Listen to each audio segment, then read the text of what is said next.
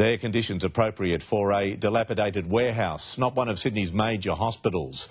Patients in Hornsby have been neglected for years. Now, 9 News can show you how a multi-million-dollar redevelopment will transform the hospital into one of the most impressive medical facilities in the city. For one of the biggest medical facilities in Sydney, it's hard to believe that this was the state of Hornsby Hospital.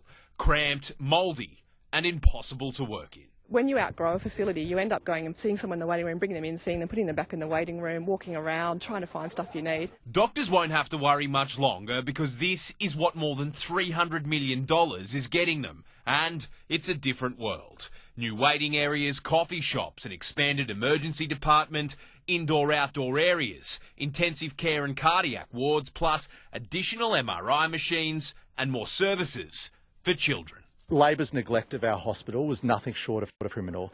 This transforms our community hospital to serve this area for generations to come.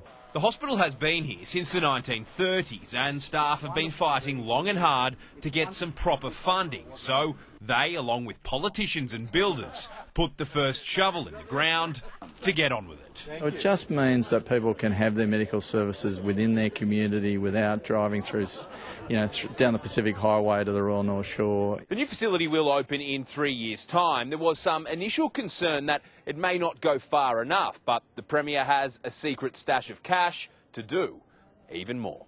$50 million extra has been quietly set aside to help build a helipad and add even more services. Not just to bring Hornsby Hospital up to scratch, but future-proof it for decades. We've had to transfer a lot of patients out, and now we'll have facilities where, for example, we'll be able to do MRI scans locally, we'll be able to provide cardiac procedures locally. It's going to be great.